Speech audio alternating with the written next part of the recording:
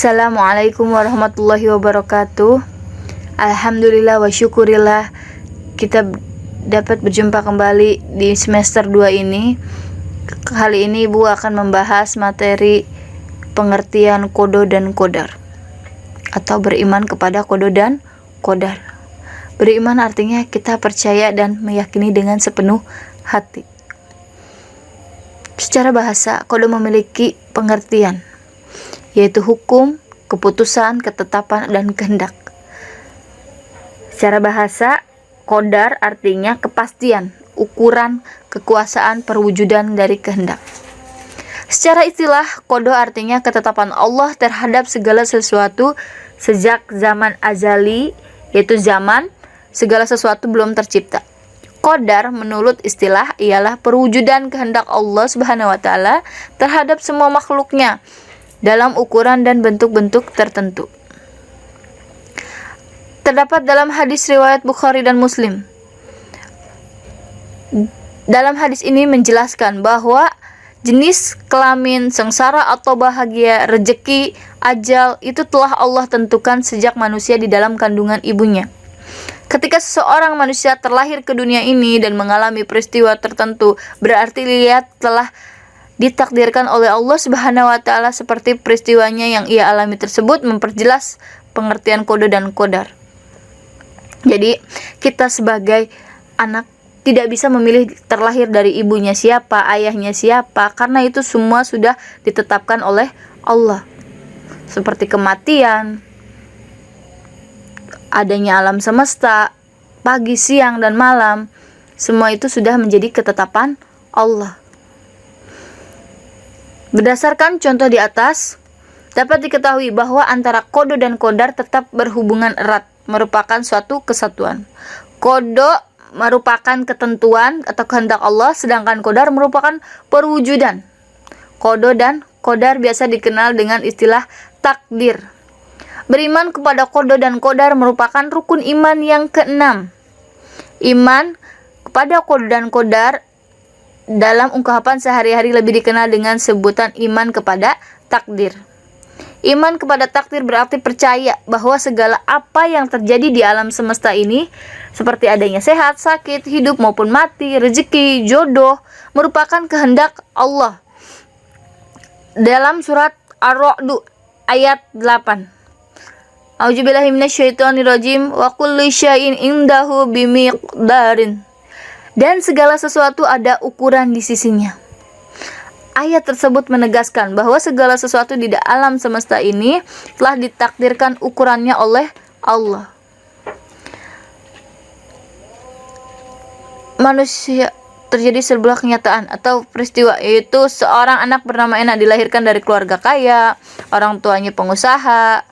Tidak lama kemudian usahanya hancur, ya kan? Banyak menanggung hutang, kehidupan keluarga Ena berubah begitu cepat, yang semulanya kaya menjadi miskin. Ada yang anak bercita-cita menjadi pegawai bank, setelah lulus ia mengambil jurusan ekonomi supaya mendapat gelar sarjana ekonomi. Contoh-contoh tersebut merupakan contoh kecil sekian banyak perwujudan takdir Allah. Dari contoh tersebut kita bisa mengetahui bahwa semua makhluk tidak bisa mengelak dari takdirnya Allah. Lalu muncul pertanyaan, untuk apa sih kita berikhtiar jika segala sesuatu sudah ditakdirkan oleh Allah? Ketahuilah bahwa meskipun takdir manusia telah ditentukan oleh Allah Subhanahu wa taala, namun tak satu pun yang bisa mengetahui sebelum hal itu terjadi. Hal ini menjadikan manusia tetap wajib berusaha untuk meraih yang terbaik.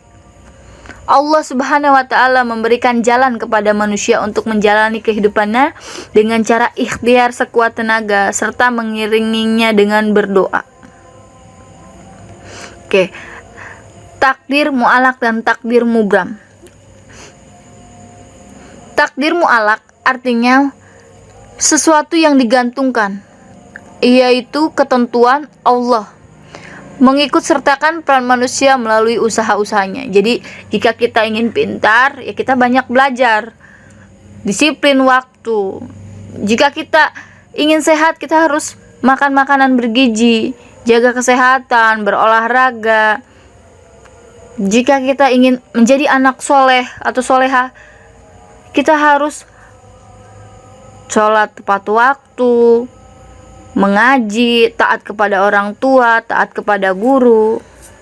Salah satunya lagi, jika ingin kita makmur, kita harus sehat, rajin menabung, berhemat, tidak bermalas-malasan.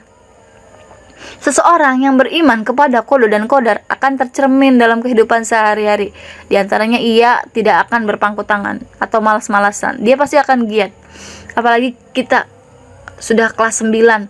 Jika kita ingin lulus mendapatkan hasil yang terbaik, kita harus berusaha.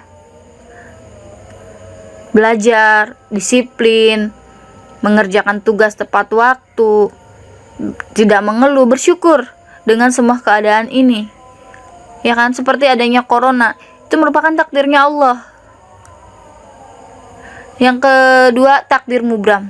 Secara bahasa artinya sesuatu yang tidak dapat dielakkan atau sudah pasti terjadi.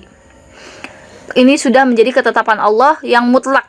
Contohnya yaitu jenis kelamin manusia. Kamu terlahir sebagai laki-laki atau kamu terlahir sebagai perempuan, itu kita tidak bisa memilih. Itu semua sudah takdirnya Allah. Api panas, bumi bulat, gaya gravitasi, terjadinya hari kiamat, itu merupakan contoh dari takdir mubram. Kapan ajal menjemput dan di mana tempatnya, semua sudah ditentukan oleh Allah Subhanahu wa taala. Jika sudah tiba saatnya ajal menjemput, semua orang tidak bisa mengelak atau tidak bisa lari, tidak bisa diundur, tidak bisa dimajukan, karena semua sudah menjadi ketetapan Allah. Dahsyatnya manfaat beriman kepada qada dan qadar. Yang pertama, bisa menenangkan jiwa. Kedua, senantiasa bersikap sabar dan syukur. Apapun yang Allah telah takdirkan kepada kita, kita bersyukur. Kita bersyukur terlahir dalam keluarga yang sederhana, bersyukur orang tua kita lengkap, bersyukur apapun itu. Menumbuhkan sifat optimis. Kita harus yakin bahwa kita bisa meraih cita-cita sesuai dengan ikhtiar kita, doa kita terhadap Allah agar mencapai hasil yang lebih baik. Menjauhkan diri dari sifat sombong. Ketika kita meraih keberhasilan, jangan merasa ini karena diri kita, tapi semua ini adalah hasil, semua ini adalah karunia dari Allah Subhanahu wa taala. Demikianlah materi hari ini, semoga bermanfaat. Selebihnya ibu mohon maaf. Assalamualaikum warahmatullahi wabarakatuh.